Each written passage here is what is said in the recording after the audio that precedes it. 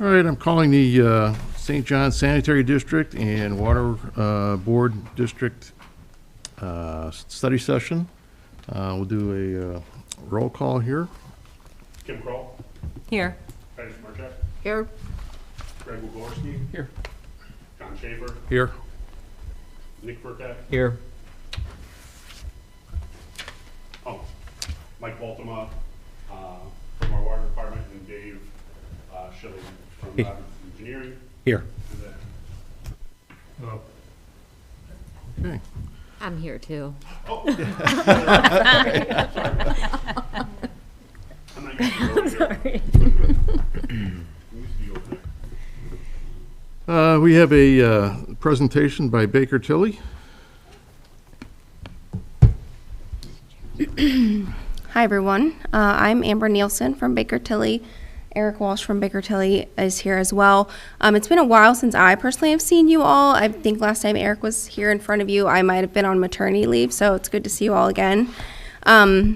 So a couple weeks ago, Beth and Billy had forwarded us an email from John with a couple of questions and agenda kind of proposing this joint study session.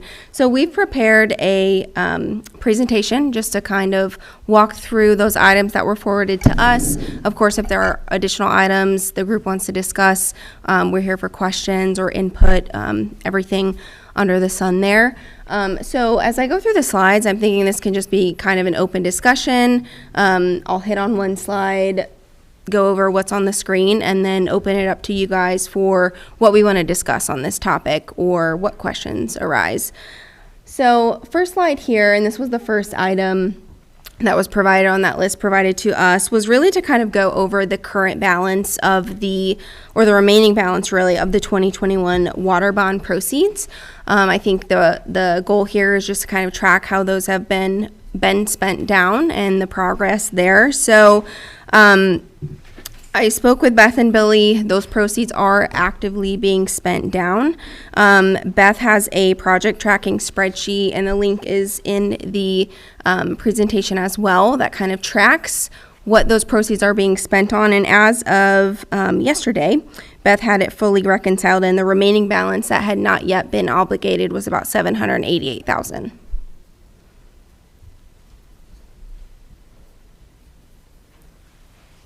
Okay.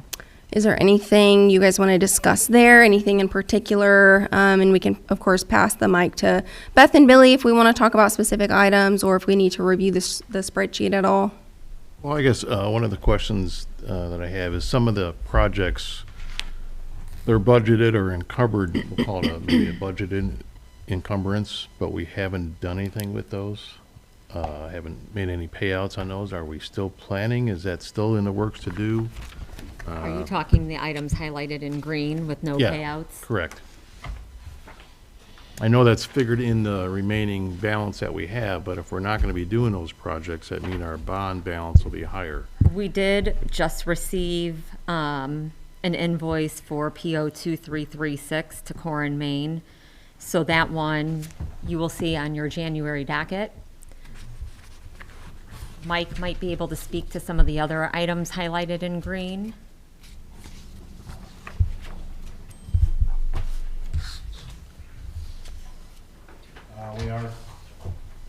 We are still working on some of the Larimer and Woodland material list from Core and Main.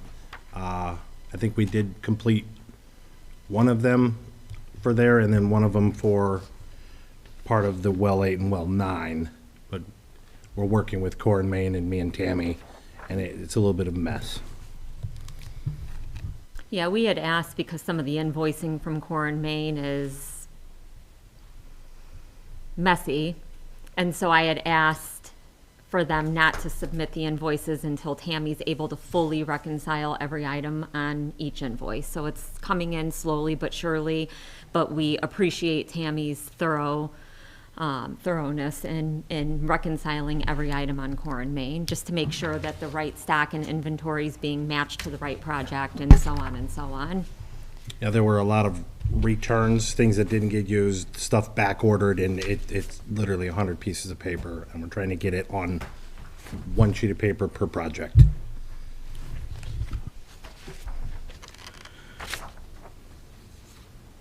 So, like, one of the questions I've got is, McAlpine Engineering. He's showing, or we're showing, $105,000, but nothing of that has been spent, from what I can tell. It's my understanding he's currently working on the design of 3 water main projects. We just haven't received an invoice for his design work to date. But I check in with him monthly because I put his reports into our monthly newsletter. I always send David and Adam an email asking for any updates, and so it's my understanding that he is currently working through the design portion of those 3 water main projects. We just haven't been invoiced for anything to date, so I think it is something you'll see come through at some point. Okay, and then, I know there's been a transition here, so trying to sort things out. Did we ever do a task order for that? For that design from him? Or was that? I don't think that he refers to them as task orders, but you guys did give an approval for his work on those 3 items. I would just have to, I can look it up. I would have to look at what meeting date that occurred at. If you give me a minute, I can look for that.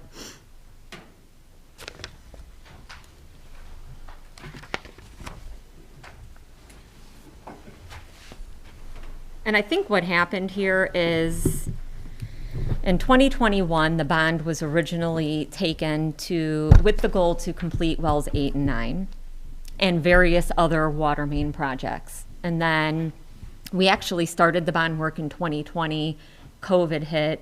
And then things kind of came to a screeching halt. So then we wanted to keep the money, and I'm going to use air quotes, earmarked for wells 8 and 9. And it just never kind of got off the ground for whatever reason that may be. Then we heard from our legal that we can't just sit on bond proceeds. They need to be spent. Right. Without spending the bond proceeds, we were at risk for arbitrage. And so there became this, decision that we needed to move forward with some of the various water main projects so that we can start spending down some of those bond proceeds. And that's where you started to see some of these other projects come to fruition. And so that is going to leave wells 8 and 9 requiring additional funding sources besides just the bond proceeds. That's the engineering portion of wells 8 and 9 is earmarked. It's encumbered through the bond fund, but then when you actually get to the construction side of this project and, once you guys get out to bid and whatever that Right. total project cost comes in, we're going to have to find other funding sources to pay for that project as well. And the only reason why I asked that, because, Larimer or Woodland and, those projects are done. Yes. So, and he's submitted bills for that, and we've paid some of that engineering already. So if this money is available, So it looks my like. question where we might be able to use this for when we do wells 8 and 9. Right. The motion for McAlpine on those other water main projects, that was made at your July 17th meeting to approve his work for Wicker, Woodland, and Kyleman.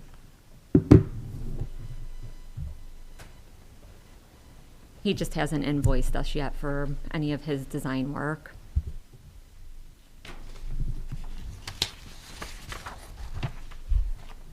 And then, And John, I think it's important to know also, and Dave's here from Robinson, logistically, the parts and components of what is gonna be needed for the wells was on back order. So we did have that money sitting there.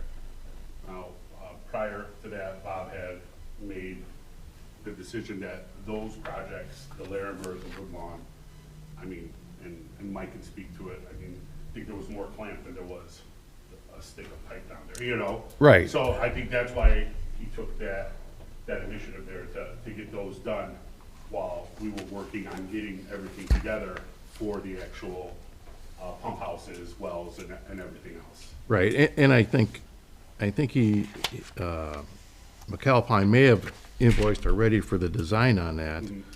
So I'm thinking that this may be an actual surplus Surplus balance. of 100,000 that we may have to add to help pay for wells 8 and 9 once we, Okay. know. So I mean, I'm just looking for money right now that Yep. if we've got things closed out and we got some money, Well, I can that's available. certainly send him an email and ask him, where we're at as far as this. So you're thinking that some of the invoices that he's already submitted that are being paid under various water main projects also include work for these 3 projects as well? That's right? Correct. Okay, so what we can do then is, that's an easy thing, I can email him and find out where we're at with that, and then if there's any money left over, we can liquidate that, which would bring it back to your remaining balance within the fund. Yeah, I mean, and then that way too, because we should be able to go out to bid pretty soon for wells 8 and 9. And then we'll kind of know where we're, I don't know if you've done the estimate yet or not, but you don't have to report on that yet. We can do that during our regular meeting, but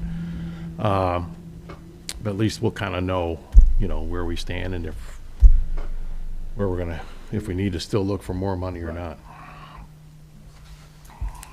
You're looking at about 800 to 900,000 remaining Right, within the fund. correct, yep. And although you guys, I know we're talking about, holding on and finding these funds for wells 8 and 9, but I don't think it should take away the work that you guys completed, around town. Oh, no, I mean, no, right. I mean, this is the way that I personally look at it. You had to complete these water main projects regardless. So whether you used the bond money to complete the water main projects or the bond money to complete wells in 8 and 9 and regular utility funds, like it doesn't matter because either way, the projects had to be completed. So it's really neither here nor there. You're paying out of pot A today, Right. you're paying out of pot B. Right, You know? but just kind of want to look at that and what we have to spend, Right. in, based on what our regular utility budget That is. you're operating, yeah. And our operating budget is, where, I know we got I don't know if we received it yet or not, the Vector, and That actually came yesterday. so, that's got to come out of somewhere. Yep. So it's kind of, you can shuffle funds, but you got to know where they're at. And if Yep. this board is up here making approvals, we kind of need to know, do we have the money? Because that's the big thing the board doesn't want to do here. We don't want to spend money that we don't have or put us in trouble. And I'm a proponent for that, so I thank you for your due diligence Oh, on that. And I may ask questions. It's nothing against anybody. It's just trying to understand it more and the rest of the board here, I don't because, think that you know. fix anything. And the one thing though, the Vector, is that the leaf truck that we bought? Or No, that's for our sewer lines. Okay. So that's a No, three-way is split. That thing that we supposedly was the leaf truck, and then wasn't it supposedly gonna come out of sort of the utility funds, but some of our fund? No, I was think it- you got that, a leaf truck and Vector truck, 2 different things. Okay. I think Mike can talk to the specifics of the truck, because you weren't here last year.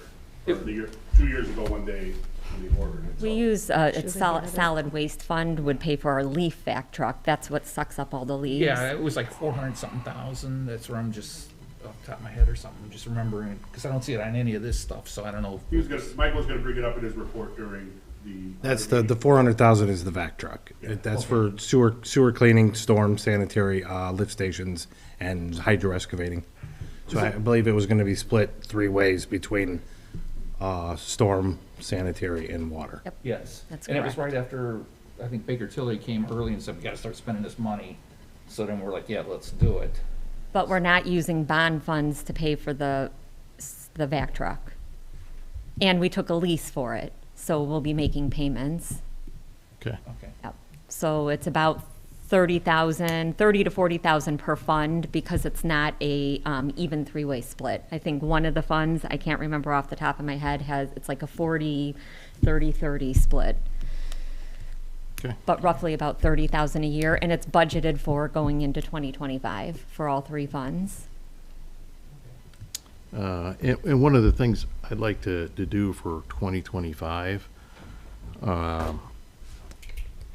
is if we could have a possible running list, you know, when we do approve task orders, that we just kind of have that on a little bit of a spreadsheet, you know, that we, and you do have a kind of what broken out already on, you know, like you did with the bond here, but just something that's, we have an ongoing note, so we know, okay, that task order, they may make payment number 1, payment number 2, but what the contract was awarded for, and then what our current, what we've paid to date, and what's the remaining. And So I do think that, and I'm not sure if you guys have access to it, but we have an RTP PO spreadsheet that's shared amongst all departments. I'm not sure if the board has access. I think at some point it was even a live link for the public, but it'll show you exactly every single project. I'm going to say 4,000 and up, what it was approved for, how much you have remaining, and when all the payments were made, at what monthly meeting, because that's how I keep track of everything. So if you don't have access to it, we use Google, so they're all live links. So at any time, you can click the link, and as soon as updates are made, like, we don't have to keep emailing it back and forth. So it's a link that you'd want to keep handy on your desktop, probably at home. You could click it at any time and access it. So I can shoot out that link again, but I think that's probably what you're looking for. And then we just have it broken down at the bottom of the spreadsheet by fund. So you'll see 6105, that's your water bond funds, separate from your utility funds. 6101 and 6201, those would be the 3 areas you're looking. and if you send that link out, could you give us that cheat sheet of what those, Yes, absolutely. what funds those go for? Absolutely. Okay. She had that under, you had that in your email, and we were just talking about that before. Yep, I will shoot it back out again and just give you a little cheat sheet of what you're looking for. And then just make sure to keep that link handy so that you can go back to it at any time, because it's not something we'll email back and forth. It just automatically updates. Okay, As I update it, you'll get access to it immediately. You can actually watch me and the screen as we're making adjustments. okay. Go ahead. So the next item on the list provided to us was to just kind of high level go over each utility's current outstanding debt, the final payment amounts, as well as the payoff dates. So the first section here is for the water utility. Water has the most recent bonds of the two. Water issued bonds in 2017, which is paid off in February of 2029, so about 4 or 5 more years to go. And then, of course, the 2021 bonds that we just spoke about, which are paid off in August of 2039. I'll speak on the annual payments water has for debt here on the next slide, but moving on to sewer. Sewer has revenue bonds from 2012, which actually are paid off January 1, so in just a couple of weeks. As well as the town's share of Cherville's revenue bonds 2016. That pays off in 2037, as well as the Cherville capital payments in 2027. That is when that is paid off. And then final is the temporary loan from the water utility. That final payment of $500,000 will be paid off next year. So sewer will no longer owe those payments to water annually. So then this represents the combined annual debt service for water, adding the 2017 and the 2021 bonds for a total annual of around $650,000, give or take, each year, is water's debt payments that it's making for both of those bonds. Okay. Next page, sewer, for the 2012, both of the Cherville payments as well as the temporary loan. Sewer is paying just over $1 million a year. Now you'll see when that temporary loan falls off in 2025, sewer's loan payments each year go down significantly, down in 2026 to about just short of 400,000. And then after that, especially when the 2012 bonds and the capital payments to Cherville are paid off, sewer is really only paying Cherville's 2016 bonds or your share of it. And so the annual debt payments are going down significantly. from 100,000 to 160-ish thousand a year. And then when those fall off in 2026, if I'm correct, we will start anew with Cherville for the extra 10% capacity. So we'll be paying for 40% of the upkeep and bringing it up to date. And what, As those numbers get a little bit more solid from Cherville and papers are signed, obviously that'll be before the board. But as soon as it falls off in 26, that next month, October or whatever it is, we'll just pick it up with that payment that's there.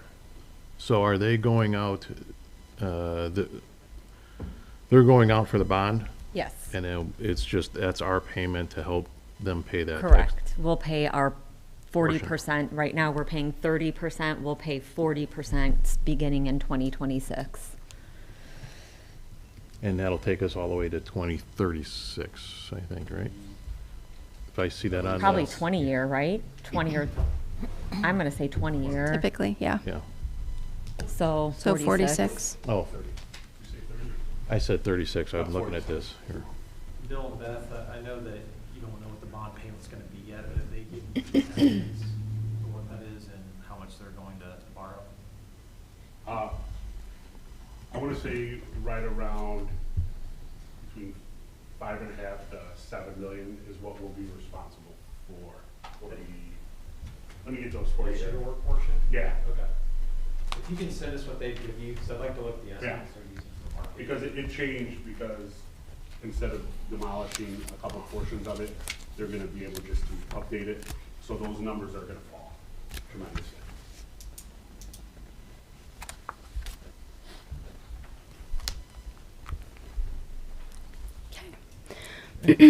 So the next two slides then outline the most recent capital improvement plan that Baker Tilly has for both water and sewer. So the first slide is for water, and this was originally provided by Bob Valoy in early 2024. Baker Tilly included it in the utility financial reports that we provided earlier this year, and then we did run it by Mike just this week, and he had confirmed no major changes. But of course, as we continue discussions and roll into the new year, this is a living document, so we do need to update it to, of course, ensure that water and sewer do have the funds to tackle these improvements or make a game plan how to tackle them. So up here on the screen for water, this is pretty standard. Several items for new well drilling, SCADA system, equipment, so on and so forth. But I have circled the major large items that we've identified, and we've already spoke about one of them, about the well house 8 and 9 for about $3 million. And I know we've got some items here still in 2024, so if those items haven't been completed in 24, we'll update this and move them into future years as needed. But it's not so much about the timing, it's more about the amounts, of course. So well house 8 and 9, about $3 million. Beth provided the cost estimate for the bottom there, the 3 new water main projects of $2.3 million, and then the new Hack Street Tower in 2026 of $4 million. And I'll kind of show you in a few slides of what we kind of estimate those major items doing to water's cash balances. And this is everything that's not paid out of the bond fund. So this is everything we're assuming right now that is going to be paid by rates or cash on hand. These three are really what drives water's financial issues in future years, just kind of looking at the numbers as is, but I'll get to that in a second. Before I move on to sewer, any questions on water's capital improvement or anything you see that maybe isn't listed or needs changed right off the bat? The 3 new water main projects, now those running to subdivisions that aren't built yet, or what exactly are those projects? There was a couple replacements technically. Wicker Avenue would be one, would be the big one on the east side of Wicker. And then the Kyleman extension to continue on from School Street to, is that 95th over there, I believe? Yeah. 95th, yeah. Just wondering if it's gonna be built for a new subdivision. No. If we're gonna run something like that, maybe the builder should have some Yeah, skin we in that game. try to, then. we try to And, make builders. and I think the board's been pretty clear on their stance as these new developments come in, you know, the water towers, the treatment plants, that's worked into, you know, our agreements with them, Yeah. moving forward. And that's noted by the administration, that's your guys' wishes and the council's also. So these are more replacement for aging or Yes. insufficient water main? Yes. Aging and, and insufficient. And this plan here is still under advisement. We're still adding, trying to figure out what exactly we want to do. So with Mike being new in this role, these plans were made, obviously, it Right. predates him, pretty much predates this administration. So he is reassessing everything to making sure that this is the best way to spend these funds and bring the water system even higher than what it is. So in the 2025 budget, has any of these costs been put into the budget, into the 2025 budget, or no? Nothing's been allocated for that? Some, but not all.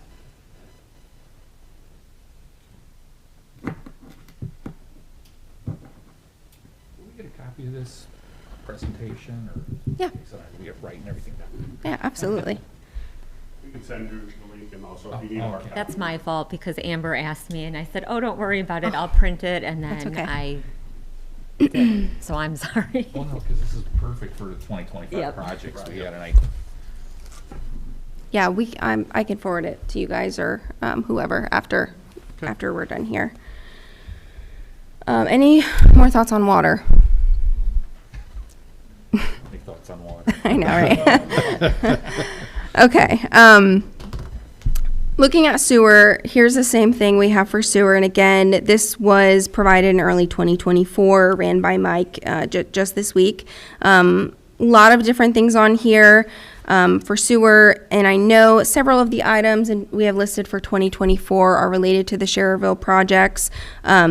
I'll discuss later with Mike on what needs to be moved to 2025. Again, we'll update this after the new year as well. But you're looking at your things like equipment, lift stations, the Vector truck leases on there, and then just an annual allowance for capital.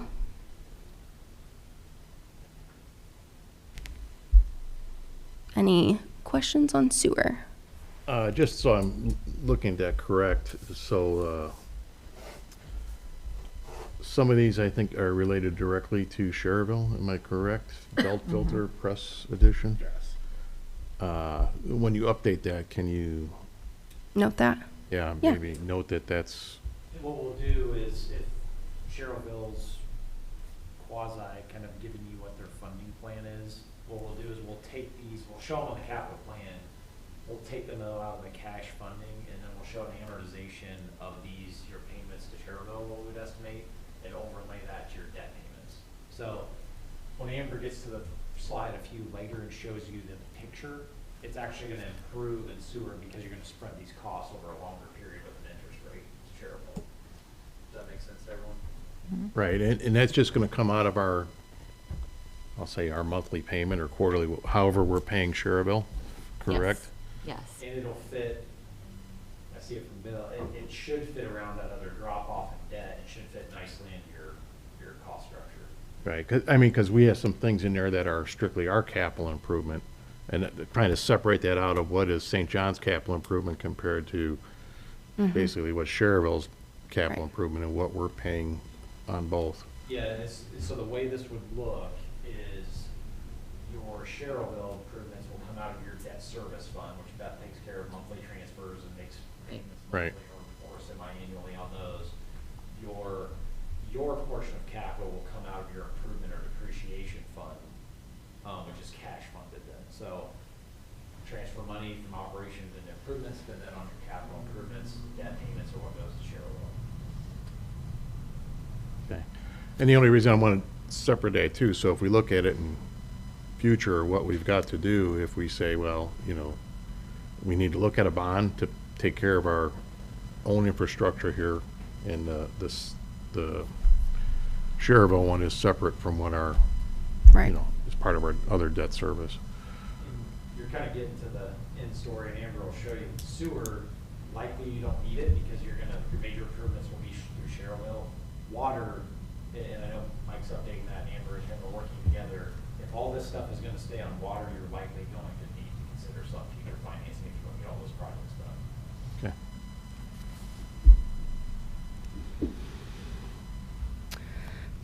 All right, so next, this is a slide just kind of high level discussing the budget process for water and sewer. So in the summer of 2024, the former foreman had drafted and recommended a water and sewer budget to the town council for approval on behalf of the utility boards. Town council reviewed and adopted those budgets at the end of October. And I have a graph here kind of giving you a summary. Sewer total budget was about 6.23 million. Water total budget was about 7.41 million. And I have that split between capital, debt, operating based on the color coded. The purple is the operating, which is the largest portion. Sewer about 3.98 million and water about 3.97 million. Looking back at both water and sewers historical financials in the November reports Beth had just provided to us, as well as years 23 and past. Both of those utilities have spent below that amount, so I think that amount does have a little bit of a cushion for some things that pop up here or there. But typically, we would expect, and in the graphs that I show you on the next few pages, we do adjust that budget down a little bit just to get a better true spending of sewer and water's financials for the projected years that I'll show you here in just a minute. So opening it up to kind of discuss that budget process. On the ending slides, I have kind of a timeline going into 2025 for next year's budget process and some best practices as well that we'll discuss, but any initial thoughts or comments on that? The one comment I have is that budget that was submitted to the town council, I don't believe the water or sewer board had seen that budget. So if there is something that Baker Tilly is presenting that, or how that gets presented to the town council, if it's got our name on it, we would definitely like to see it first before it gets to the town council. Yeah, and I can speak to a little bit of that. We don't present the budget on behalf of the boards to the town council. See how it was done last year. Those are really policy decisions. Amber's gonna give you in the last slide kind of best practices, what we see throughout the state, and then really between Beth, council, and these boards, I mean, there's a right way and a best way to do this. Correct. That's really up to you guys to come to, and then we're happy to play whatever role you need in that. Okay. And before we go on, because I do have to step out for another meeting, again, those numbers from Cherville will drop dramatically because of the expansion that's not gonna have to take place, just some updating. So it will be millions less, obviously, than we were originally anticipating. Any other questions that happen or that you may need, feel free to email me and I will get back to you as soon as I can. Okay. All right? Thanks, guys. Yep. So as Thank far you. as the budget was concerned, when it was presented to me, I guess I made an assumption that those numbers were worked on between the board and the foreman. I didn't know that the board didn't have any, you're saying no real input or even, No, we were kind of, well, I don't know the rest of the board. I was kind of shocked when I seen it on the town council that in their minutes that they had passed it, and I was like, okay. like, what did you pass? Yeah. Right. Uh-huh. Yeah, no, So- I understand that, I so, think that's why we asked for the meeting, because we're sort of just flying blind over here and doing the best we can. We want to make sure we take care of Yeah. the people of town, but we're sort of like, what's going, we need to know. And I'm new, so I wasn't sure. how it right, worked. the process. Yeah, I guess I just had made an assumption that it was a collaborative effort and it was being presented to us on your behalf. I didn't know that you didn't have input. But moving forward, obviously, we're gonna change that for you guys. Appreciate it. Right. All right, so the next two slides are kind of high level what I had mentioned, looking at water and sewers fund balances compared to required reserves, which high level, your required reserves are a couple of things. When each utility issues bonds, you make promises to those bondholders, like for example, you're going to hold 2 months worth of an operating budget in your operating fund. You're going to hold a fully funded debt service reserve fund. You're going to make monthly transfers to pay the bond payments, things of that nature. So when I say required reserves, on the back end, we're kind of doing all of those calculations, coming up with what is should truly be required in those funds, which on this slide you'll see is the blue line compared to the red line, which is the estimated ending cash. And you'll see here on this chart, we start with estimated 2024. Now again, I know we have some timing differences on what will actually happen on those capital improvement plans, but even if timing doesn't matter,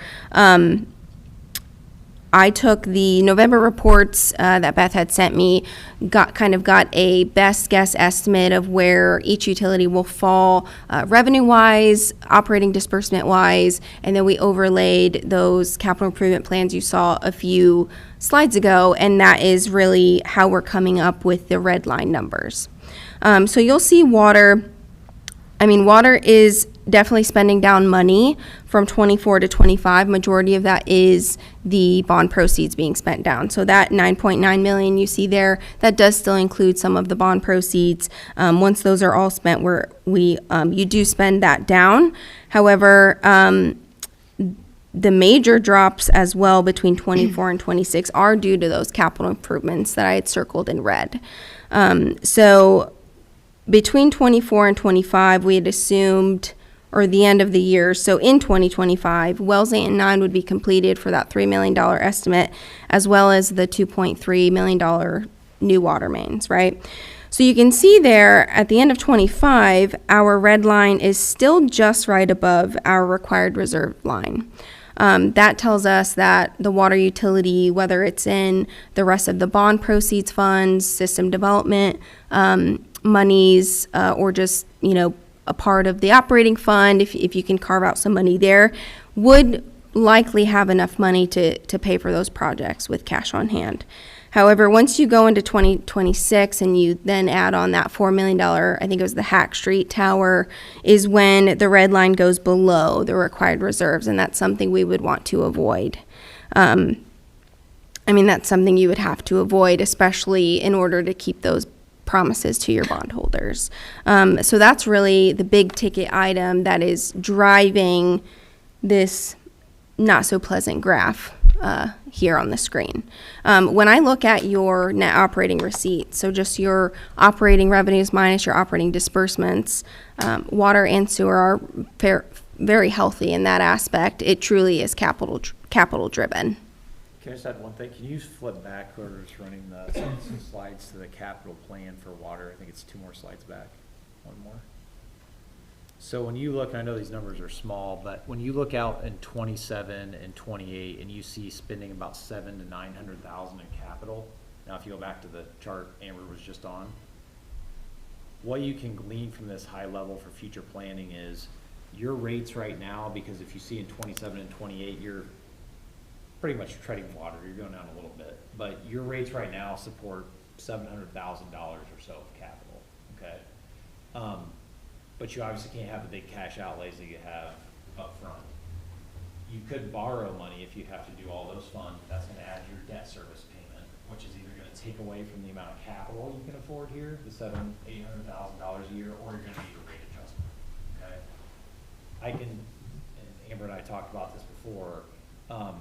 If those projects are real, and I know they need kind of still vetted, the timing, et cetera, and you want to get them all done in the next 3 or 4 years, you're likely going to need to go forward or recommend a rate increase to the council. We go back again.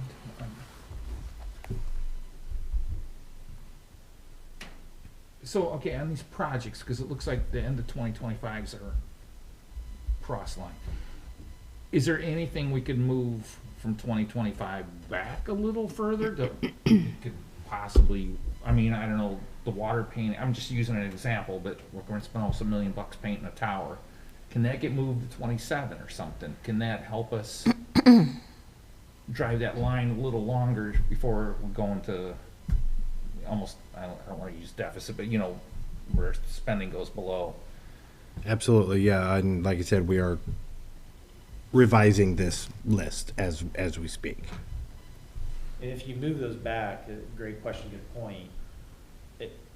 One, it buys you more time, but it really just delaying the inevitable, because I mean, if you agree these all need done, you're gonna have to do them sometime in that 5-year period, but it gives you longer, and what I always think as a rate consultant is, that allows you the opportunity to possibly phase in that rate Right. adjustment over a longer period.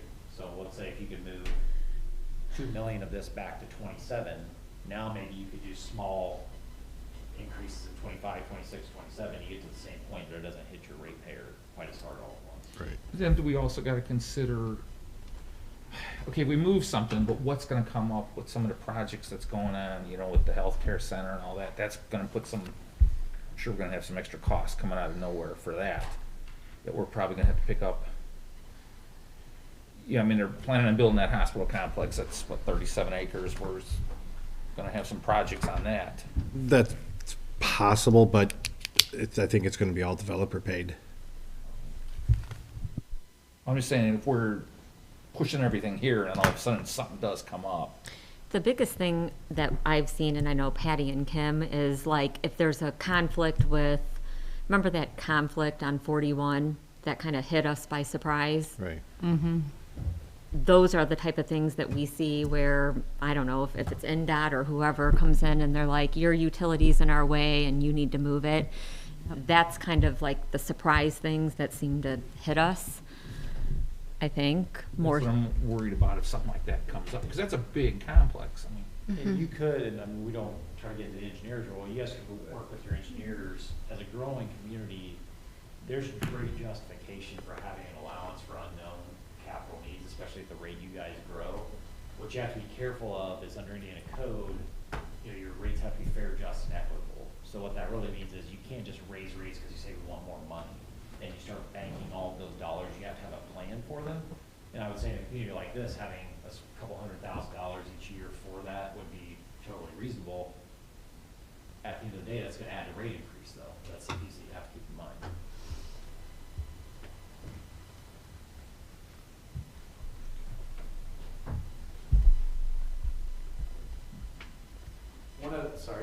One other thing, and Amber said this, I just wanna reiterate, cause a lot of times with boards and councils, you'll see your board packets and you focus a lot of times on the operating fund, or a lot of councils and boards will. Keep in mind, as Amber said, this is all of the funds of water, and you'll see that in sewer on the next one. So these are your debt funds, your capital funds, your SEC funds, all that. This is not just your operating fund. Okay, that sometimes causes some confusion. one quick question, I'll back on that. Sorry. All right, so looking at 27 and 28, you're looking at about a 3 million shortfall. So would that be what we'd have to pick up on rate increases? To pick up that 3 million to get back to that even? You've opened your mouth first, so go ahead. So the 3 million that you're at in that deficit, but you'll see you're still kind of, the deficit's staying relatively level. So what you're really looking at in rate making is annually, what is our deficit? So you really don't have an annual deficit out there.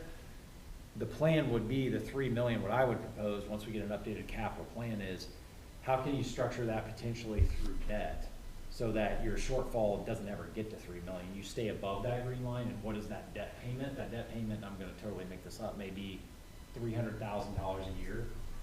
That's what your rates have to support then. It's not the full deficit. Does that make sense? Yeah, So but you're not then gonna we're, pay cash, or I would not recommend you pay cash for this because you don't have the cash. yeah, but then you're also looking at, we're not looking at 27, 28 major projects either that are gonna be added to this, which then are gonna cause that. If you add them or delay them, it's always it's kind of like a moving target, right? That's why we always want to look 5 years in advance. What is all the capital coming up? We'll tell you the most efficient way for the ratepayer to solve that problem. If it stays similar to this, the most efficient way is to go borrow the money, spread the payment out, then your rate increase doesn't have to be that high. If you all were to say, well, we're debt averse, we don't like that, we have debt going out through 2039, we don't want any more, then your rates are gonna have to artificially be increased even more than they should be, because you gotta afford $5 million in debt or in capital in the next 5 years. I would tell you, that's not the most logical way to solve the problem for the ratepayer. Because what you're gonna do, you gotta set your rates to offset that $3 million you identified, but then once you're past that point, if you don't have another $3 million in capital, are you gonna lower your rates at that point? Most often not. That's why you use debt to spread it out and leverage. Okay, all right, just, well, I'm not talking in circles. All right, so say these projects are completed, the hospital, that whole corridor. It's mainly gonna be maintenance projects after, when we start getting to 27 and 28, because it doesn't seem like, it seems like we're just trying to build as fast as we can out here. So I don't, unless we start annexing areas or something. So is that something to look at? I mean, are we? All those Our variables cost. need to be taken into account. What I would say is like the hospital, again, I think what I heard is that's likely developer paid. So that really is nothing to you, although you do have to maintain that pipe when it's in the ground. Yes. In rate making, what you're focused on though is what is the annual cost, annual revenue? Is there a variance in that? That's what your rates have to support. What you want to avoid is what you see here, where you say, hey, we want to go pay cash for all this stuff. We're going to go down $5 million in 2 years, but we want to pay cash for it. Your rates would have to be set to generate another $5 million in years 1 and 2. Well, then you don't need that money in years 3, 4, and 5, like you're saying, because all you have is maintenance. That's why you use debt to spread it out, so you have an equal payment over the 20-year period. Your rate increase then is a few percent versus 20, 30, 40%. So I think we're saying the same, you're getting to the same endpoint, it's just how you get there when you have a front-loaded capital plan is typically using debt. And that's usually the most economical to the ratepayer as well.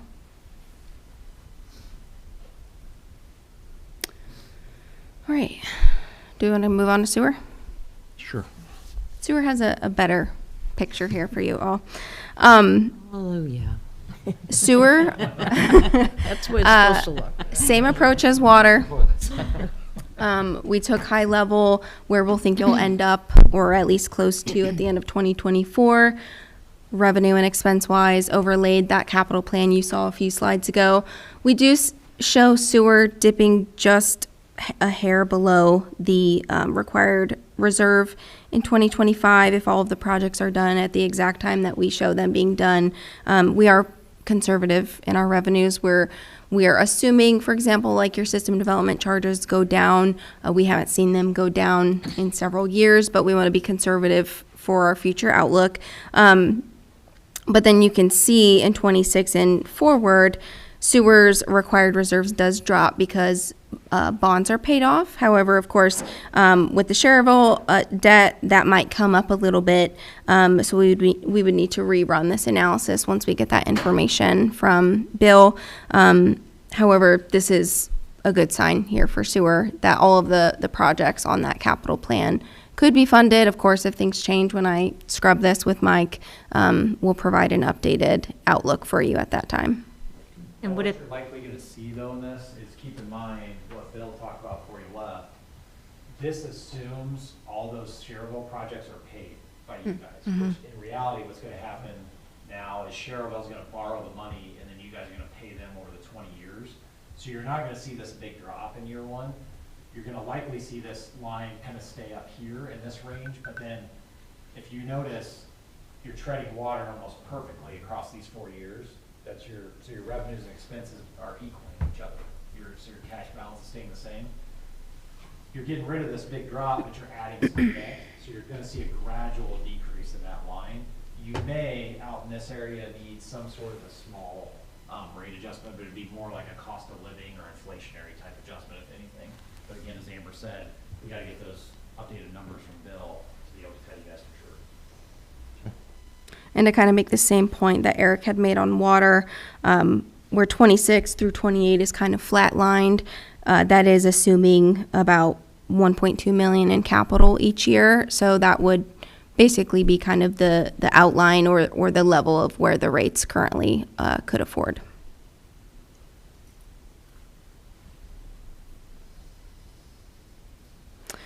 All right, so moving on to some budget best practices and how we move forward into 2025. So these are just some items for you all to keep in mind. And Baker Tilly, as your financial advisor, we're more than happy to help you in these items, and many of them we have in the past. First one, a 3-year historical trends on spending. In that utility financial report we provide to you, I think last year we provided in the month of April. As soon as the year ends, we review a detailed line by line for each utility, just to kind of review your revenue trends, your spending trends, things of that nature, and kind of highlight what are red flags, what's looking really well, what lines are increasing, for example, and that would be your line by line, like salaries, supplies, services and charges, gasoline, things of that nature. Next one, gather input from department heads and town utility administration. This kind of goes back to what Eric had said about developing policies of how you all are going to do this to prepare the budget. And that's just you all working with Mike and Beth and Bill to kind of put together what is a draft proposed budget early in the year, as well as scrub those capital plans, which we typically do with we will do with Mike shortly after the first of the year to kind of go through what was completed in 24, what needs to be moved to 25, what needs to be changed after 25. If I can add to that, when I was speaking earlier, you heard me say, we don't set policy, we can give you guys best practices and recommendations. Many of our clients want us to be heavily involved in those first 2 steps. Some clients say, nope, we'll do it all ourselves and just give it to you guys to kind of do an overview at the end. That's really where we need feedback and direction from the board and the council and the administration of what role do you want us to play in it. And then we can lay out a very concise timeline that tells you each checkpoint and deliverable in that. I just mentioned then preparing a detailed multi-year capital plan, and then using those first 3 bullets to basically prepare what I showed you in those graphs. Overlay everything on top of each other, compare it to your annual estimated receipts and your fund balances to again determine where do we have shortfalls, what's our game plan to fix them. And then final, things like additional scenarios, modeling and communication. Best one that we've talked about a lot tonight is throwing in financing to help tackle some of those projects. Those are scenarios that we can certainly help you all provide with, like, okay, if we rate pay this with cash on hand, what does that look like? If we issue debt, what does that look like? And typically we try to help you all accomplish all of those items in those annual financial reports we prepare. So here is a proposed 2026 budget timeline that incorporates that. And of course, as Eric just said, we can provide, a hard copy of this with detailed checkpoints for you all if you so wish. A lot of our cities and towns that we work with do use something like that and have us involved in those checkpoints along the way. So again, just let us know what you need from us. But January through May 2025, we would suggest, again, you do prepare and review the 3-year historical trends, gather information from Mike, as well as employees, administration, town manager, clerk, treasurer, review those capital plans, and then conduct workshops and meetings to review all of that information together. All of those steps should really bring you to a draft then 2026 budget. So we're talking a very early 2026 budget in the year. That would be a trigger to then use that draft budget to prepare that first version of that impact analysis, the charts here. What does that do to our funds? Do we need a rate increase? Do we need a financing? Things of that nature. Going on to June would really be to then present that draft budget to you all, whether it's formally or through a study session like this as well, again, and then work together, incorporate feedback, and modify those budgets as needed. That then takes us July to November 2025, which is when the utility boards would then, with Mike, recommend that final modified 2026 budget to the town council. again, we usually typically would recommend a second version of that fiscal analysis of those graphs to make sure the final budget you've arrived at is sustainable. Additional modifications as needed, and then the council will review, hold public hearing, and adopt that budget in October with their civil town budgets as they have in the past. And then, of course, in 2026 would be implement the approved budget. I have here monitor and review quarterly, but you could review as often as monthly as well.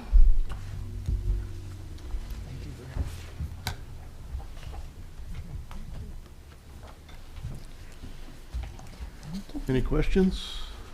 I have a question. So, and I'm only on the sewer board, but from what I can tell, basically the whole concern of everybody is that they don't want a rate increase on, the public. But it just looks like water is gonna be short 3 million and sewer is gonna be positive 2 million. Are you able to flip-flop those funds and then decrease the amount of debt that you have to take, which is even a smaller interest rate? Typically, no.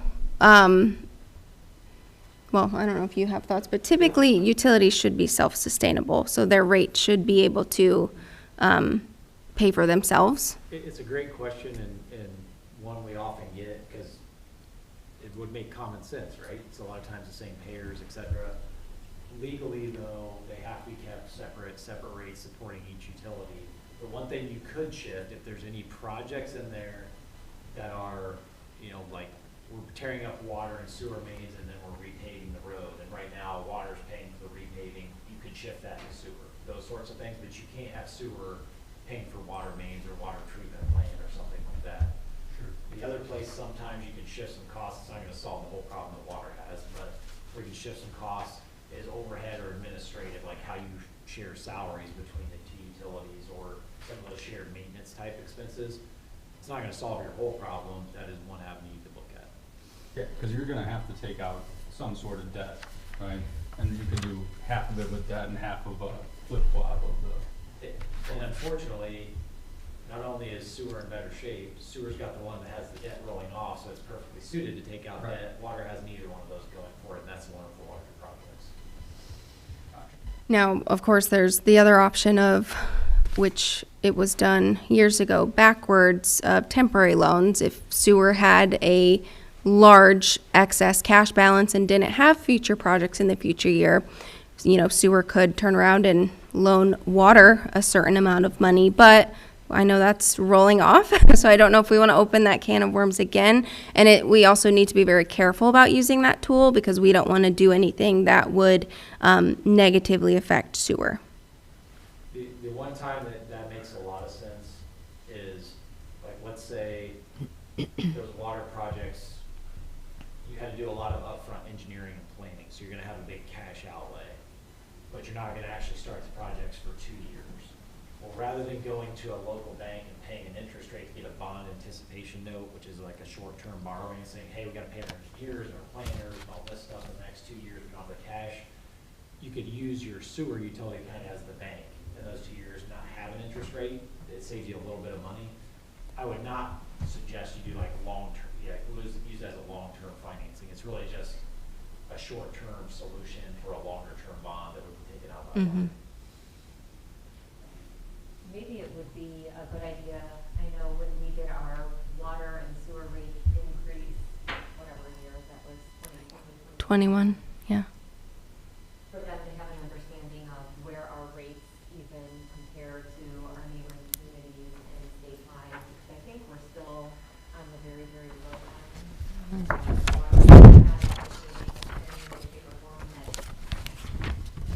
Necessarily have a rate increase. Mm-hmm. If it's necessary, then it's necessary, but it Right. maybe just to start the cost of, start working on a rate study. Yeah, and I do have that information in front of me. Now, of course, the state average I'll mention here is, you kind of have to take it with a grain of salt because utilities are raising their rates all of the time. So the state average is from a study we did a couple years ago, Baker Tilly did. But as of that state average, St. John's total bill for a 4,000 gallon user is about $20 below the state average. So I don't know if that adds to the thought of a rate increase there, or, And I was just at a public hearing last night with a community that had water rates a little bit higher than yours. So you were even lower than this community, and this community is one of some of the lower water rates in the city. So your water rate is incredibly low comparatively. How do you think the public blowback will be from, you know what, you don't have Gary Holbert water? I know that's not an issue, but that's what they'll bring up, that our water's well water, and then you want it to be as high as, say, you're comparing us to Cherville, but in their mind, our water's not as good as Cherville, even though it is. But I'm just saying that's what the public will say. Even Cedar Lake that probably doesn't even have as good of water as us, I don't know if that, I'm with you Yeah. guys to St. John, but, their rates are much higher than our rates too. So even Yeah. if you didn't compare us to just a town that has city water, we're still comparatively low. I was nervous about that in 2020 when we did that, the rate increase for the bond that we took out, and honestly, in the public hearing, there was, I don't think we had anybody that came up and demonstrated against it. And I think it's important too that if at some point in time we do a rate increase, that we really have to spell it out of what that rate increase is gonna be used for, not just water projects. What are those water projects, and really, so they can see, okay, this work is gonna be done in this area, that area, and, what's involved, and And you make a good point, because when you ask about like Franciscan being a new development and Mike saying, well, that'll be paid for by the developer, I think it would be important too for the public to understand that the rate increase isn't for new development, it's for existing improvements. right. So if the public understands that we're not raising everybody who currently lives here your rate to allow everybody new to come in, that's kind of a big component. Blowback we'll Yeah. get. Yep. All, those are the same points I was gonna make, 'cause it really is about transparency, educating the public. You likely probably won't have a lot of you show up at the public hearing, but putting something in your bill or social media, why are we doing a rate increase and what is it paying for? Very, very important. And then to your question of, blowback from the community, doing this around the state for 20 years, probably hundreds of public hearings. Yeah, nobody's ever happy about a rate increase. I would say the only time I really get major complaining of, or people against rate adjustments is when it's not planned and it's big one-time rate adjustments. If you can do phased in incremental increases, most people understand that because they know everything goes up over time. Where your constituents typically get upset is, why did you wait so long? Why did you not get in front of this? Why are you doubling my bill instead of just increasing it 4 or 5% each year? Yeah, you're gonna have that flexibility in the analysis we're gonna do more than likely. This might be a crazy idea too, but something that we've been talking about, and we looked at a lot of the money that we've been paying out. Does it make sense for us possibly to hire a town engineer? When you look at the amount of money we spent on engineering in the last year, compared to if we hired somebody, a town-specific employee for that? I know that we've talked about that in the past, and somebody could correct me if I'm wrong, but I think like the amount of work that the town still does, one person could not take on that much work. So even if you had a town engineer, we would still be contracting with outside engineering firms. But wasn't last year over $500,000 we spent on engineering fees? I mean, if we hired 2 people, we're still possibly $200,000 ahead. But we still use 3 different engineering firms because not one firm can't even take on the amount of work that we're doing. Like if we took everything, take David for example, and we took every single municipal project and threw it on David's back, I don't know, David would be working 24/7. But maybe you can speak to it from an engineer standpoint. Yeah, it's more of a staffing thing, like, I don't have the reports in front of me, but just the resurfacing from this year, so he spent $3.4 million on resurfacing. Just our resident engineer, the guy on site, he has hundreds and hundreds of hours, so you'd still have to either hire your own inspectors. You know, your town engineer wouldn't do that. Somewhere where you might be able to save it is like on the development review side.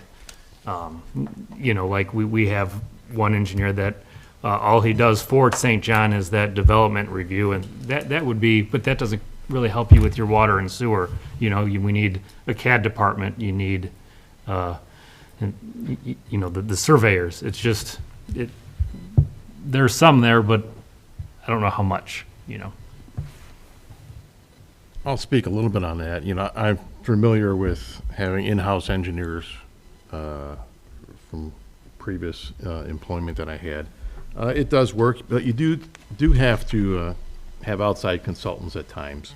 I just know, you know, looking at the numbers just this year, we're scheduled, you know, based on what we've got on the books so far, to spend $650,000 in engineering fees. We haven't paid that much yet. To date, it looks like we paid 274, almost 275,000. So even if you look at, if we could take some of that and possibly use it, you know, whether it's being inspections and we'll get into that a little bit, I think, when we get into our regular board meeting here. I got a couple of questions to ask on that too, so. But I don't know how we would approach that, you know, if that's something that we would have to look, you know, have some discussion with the town council also on that, you know, and set something up, a study session, a joint meeting with them, and just flush it out a little bit. And I believe Wayne had actually asked a particular engineer, and the price that we would have to pay him, it was to make it kind of worth his time. I can't remember what it was, but I was kind of shocked for an in-house engineer, plus then the idea of hiring consultants on top of it. But anything that would help save some money, it would just you'd have to get buy-in from the council and, you know, Right. design a plan that would work. We do have a lot of projects going on, so the more projects you do, the more engineering's going to cost. I mean, you guys have done more water main projects this year alone, probably, that I've seen in my 9 years of being clerk treasurer in total. I'm not talking about water main breaks, I'm talking about actual water main projects, so you did a lot of work. I mean, are we looking at less projects? I mean, you can't keep this up. I don't see how you could keep this rate up, Yeah. no. But you had that bond money that we took out, we had to spend, and you guys did a bunch of, you know, the water main replacement projects, wells 8 and 9 coming, so those are hefty sized projects. And along with it came hefty sized engineering bills, sorry, David. Right. But, yeah.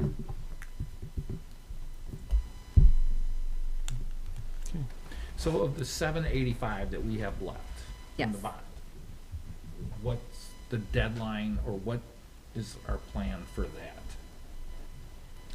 My guess would be any of your reserves would go towards wells 8 and 9. Your engineering part of wells 8 and 9, that's already encumbered, because as soon as you guys approve a task order, we encumber those funds. So the engineering portion of this project is complete. Now we're just looking for the project to go out to bid, get that hard number, and then see where it falls, and you'll take your remaining balance from the bond fund, plus we'll have to find additional funding sources to pick up the rest. And that's where Amber, she'll come in and help us make that determination. So what are we, like 2 million, we're probably, Yeah, and I think too, we got to give Mike a little bit of a chance to look at what's currently programmed in the bond to see if we're gonna complete those, or where we're at, or where that stands. And that'll kind of tell us if this surplus is gonna be increasing or not. And then, you know, we can move forward with that. Have hopefully a engineer's estimate pretty soon on plans and for wells 8 and 9. Well, that's another, permitting's been completed on that, correct? Correct. It's actually the estimates is the final step that we're waiting for. We have some contractors that work on those that are working on some estimates because I'd hate to go to bid and have them be, twice what we're saying they are. So I want to have those estimates before we can release those. All right, any other questions? Beth, is it possible that, we have things that come across the board, the request for proposal or RTPs, it's an RFP. okay. And it goes through, I end up having to sign it and the board members do. But does it ever get reviewed before it comes to us by the clerk treasurer to say that, yes, we have the money for this? As long as it comes to me first, then yes, I look to make sure that you have money for it first. If it bypasses me and comes to the board, then Well, how can we be sure it goes to you first? Or whether it goes first or not, but before it gets to us is where we can, is there something you can initial that says, or add another, your name to it that at the says? top of, if you look at the RTP, and then at the top, do we have one, Kathy? Yep. In the top up right-hand corner, you should see a stamp that'll say like need invoice or project. There's like a red stamp. If you see that red stamp and initials, except this one, oh, this is an overage, then you'll see that it came to me. I got it one. You've got one? Yeah. Yep.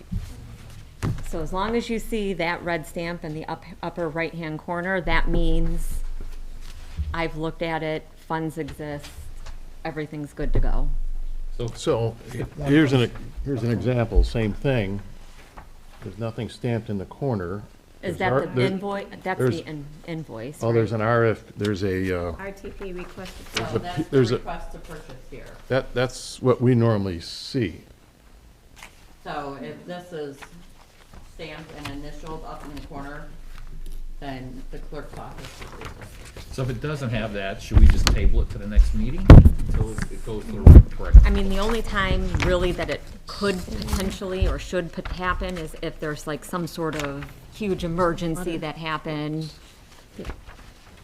It's highly unlikely. It only happened one time this year where you guys got some RTPs that I didn't see, and then they hit my desk after the fact, and it was fine. I mean, funds existed and everything. Okay. So I feel like the process is pretty good. Shoot out an email with them. Yeah, but definitely when you guys get these emailed, just look for that red stamp in the upper right-hand corner. If you see that red stamp, it hit our desk, everything's good to go. If it's not good to go, we usually, take a look at things before it ever gets to you. So the one that you have, John, Yes. that was an amended RTP. So if you see the supporting documents attached, Okay. it was increased. Oh, are you looking at Holland asphalt? Yeah. There was a change order for additional curb work required. So that initial RTP was looked at and approved Yep. through the clerk's office. Okay. And then this was the addition of, what, that 3,800? Yeah, 3,800. For the curb and gutter. For that same project. So, but did you look at this one then? Because The that one- one's not yeah. stamped. The Holland asphalt? Yeah, Yes, okay.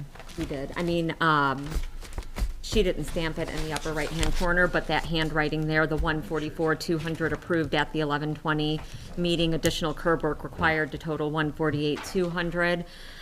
You could also see like the handwritten PO number. That's another checkpoint you could look. If you see that a PO number's handwritten in there, that means we've assigned and checked it. Glad you brought that up. So there was a PO issued on that, for that work to be done. And then there was another PO issued with a different number This is for a for total how- amount. One was 130, one was 148. And I just want to make sure that we don't end up paying double on a, So what happened is, the project, you guys initially approved right? this project, I think it was 100 and, let me look. Initial pro- 200,000, but then when they got into the work, I guess there was some additional curb work required, so it increased that project price. So what I do is I bring it back to the board so that you can, we don't just approve that 3,800 separately, because I view that as part of that project price. So I bring the entire thing back to the board, and it shows you in here that your entire project price increased from 144,200 to 148,200. But I don't- there's, Because, Issue a new PO so we number. issue a new PO number because that way it stays all together in one. so does the, if there is a payment made already, say 130,000, that has an invoice and a separate PO already, So if is there's. that one then removed off the I books? can't, once we've made a payment on a PO, I can't remove it off the books. So in that case, I would have to issue another PO, and I then just have to keep them attached together. My preference is to have one PO number, so the entire project stays with one PO number. Right. But in that instance, if we made a payment under a PO, I'm stuck with that PO, and then the addition would require a separate PO number. It just sort of depends where we're at in the Just, stage. tomorrow I'll take a look at those, because there's several POs. I think there's 3 different POs for that project, Which one? Who's the for vendor? Holland Asphalt. Yeah, and this sheet's only showing one. There, just the one. Are you saying 3 different invoices attached to the PO? Because we have 3 different invoices. I've got a PO, it says, let's see, there's a PO 2392.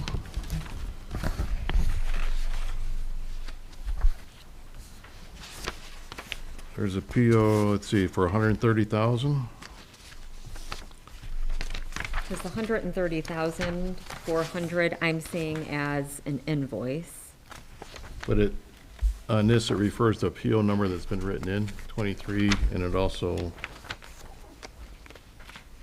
That was probably the original PO number, but because we hadn't made a payment on that PO, we're able to liquidate that, clear that PO out, and just start from scratch. that's what I was wondering, if you're Yes. able to clear that We out. are, because no payment had been made. But as soon as a payment has been made, then we're stuck, I can't clear out that payment. So wait a minute, okay, so So that PO number was the original PO number, that's scratched. The correct one, when you guys approve this tonight, your new PO will be 2421, and that'll encompass the entire project of 148. So all 3 of those invoices will attach to this new PO because no, I have not made any payments. Okay. But there are instances where payments have been made, and then we're stuck with carrying 2 POs for one project. Sure. Okay, any other questions for the study session? Otherwise, we'll close the study session and get our other 2 meetings going. Anything left on, that one we quick didn't cover? question though, when they turn in a bid on a thing, the engineering costs, are those built in or are those always separate then on, I've always seen them separate, okay, I don't know, because usually the engineering firm is who takes it out to bid.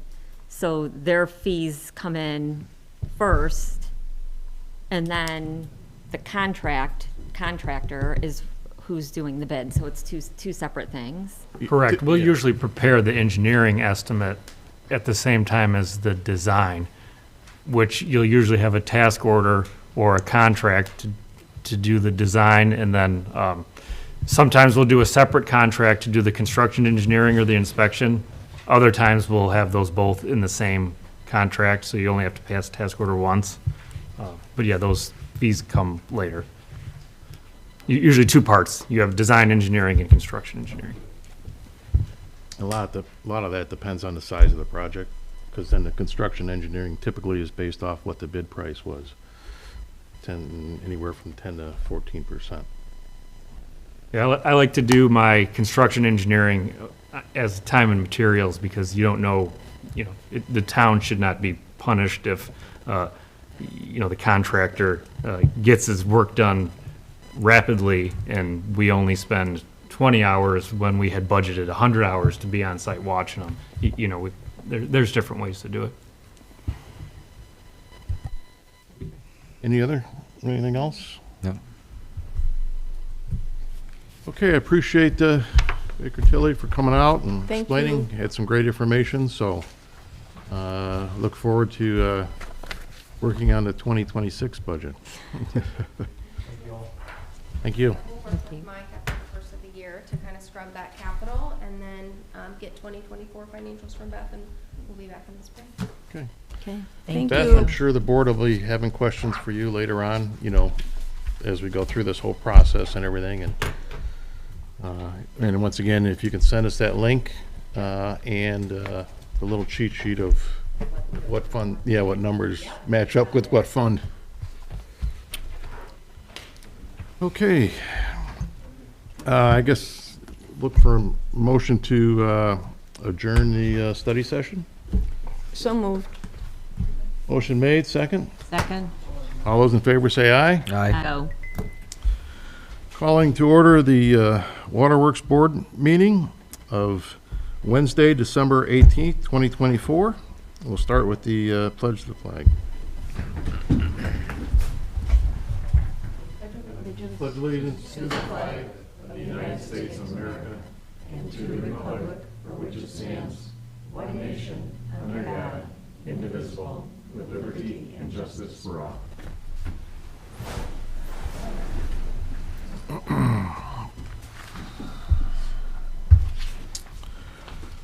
Roll call. Furtek, Present. Willigorski, Hello, here. Sims, Here. Kroll, Here. myself, Schaefer, here. It's been a long day. Looking for a motion to approve the minutes of November 20th. A motion to approve. Motion made, second. I'll second that. All those in favor say aye. Aye. All opposed? Motion carried. Old business.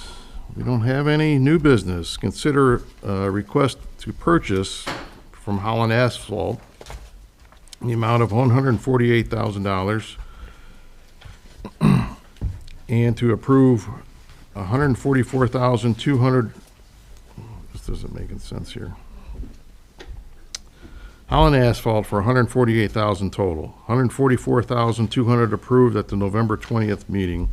An additional curb and gutter work was required in the amount of $3,800, bringing the total project cost to $148,000.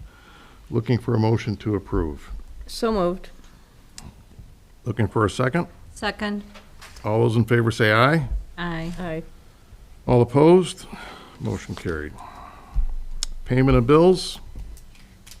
Consider approval of progress payment to McAlpine Consulting for the 2024 various water main replacement projects in the amount of $9,965 and authorize the village clerk to issue a payment from the 2021 water bond. So moved. Motion made. Second. I will second. Motion made and second to approve the McAlpine Consulting. All those in favor say aye. Aye. Aye. All opposed? Motion carried. Item B, accounts payable voucher dated December 18th, 2024, representing payment for payroll supplies, services, equipment rendered to the Water District in a combined total of $21,514.22. Looking for a motion. So moved. Second? I will second. Motion made and second. All those in favor say aye. Aye. All opposed? Motion carried. Accounts payable voucher dated December 18th, 2024, representing payment for payroll supplies, services, equipment rendered to the water utility, and the combined total in the amount of $456,259.13. Looking for a motion to approve. So moved. Motion made, second. I'll second that. Motion made and second. All those in favor say aye. Aye. All opposed? Motion carried. Reports and correspondence. Robinson Engineering, project updates. Thank you, Mr. President. Well 8 and well 9, our mechanical, electrical, and plumbing subcontractor is making some final revisions. And I also contacted 2 contractors, Gaskell and Walton and Thieneman, to take a look at the plans as they sit to prepare estimates.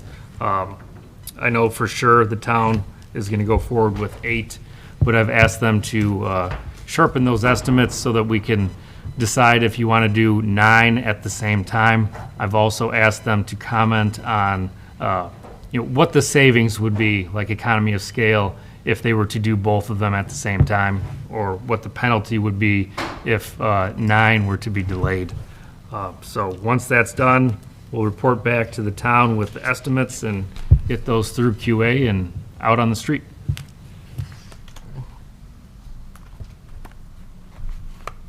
So when you bid that out, are you actually going to bid that with the 3 different options? Well, 8, the cost, well 9, and then a savings cost of, Yeah, it'll be 3 different line items, so we'll know exactly what is there. Yeah, that's really the question, is what's the best way to do that? So, yeah, we can do, you do your bid that way. Option A, only A and B, because you want to do 8, and there's actually another part, the pipe into the plant needs to be done regardless, because if you don't put the new pipe into the plant, the well pumps can't pump anywhere. So, yeah, that would be part of option A, and then B as a alternate. And are the, is the bid, or the plans, are they done where it's a unit price on things, or how is that being? Typically, or something like this would be lump sum. one lump sum, or is it going to be broken out in a couple different lump sums? We do, yeah, we might have to do some categories like site work, chlorine equipment, building, because we do have the town's maintenance, electrical maintenance contractor that's already going to be doing kind of the SCADA work. Austin just does the SCADA for the town. So, yeah, that all has to be kind of figured out. Okay. Before that goes out, is there a chance that I could, just, once you have the plans and the bid documents finalized, that I could sit down with you and maybe just sure. take a look at them? Yep. Just to Yeah, understand. probably you and Mike, we'll have a whole, we like to do as part of our QA process, sit down with the client and go over the plans before we release them. So, yeah, we'll make sure you're included. Probably you, Mike, and Billy. Any other project updates? The altitude valve at Kilkenny, kind of the same thing. We'd like to probably release that at the same time. Maybe you have some overlap, save some mobilization costs. But that's basically done. The design is complete. Okay. Is that it? That's it. Town staff, anything? Public Works? We had touched on it earlier, but the only thing is the vac truck was delivered Tuesday, and we went through some training as a department and took it out today for the first time. All is well. Good.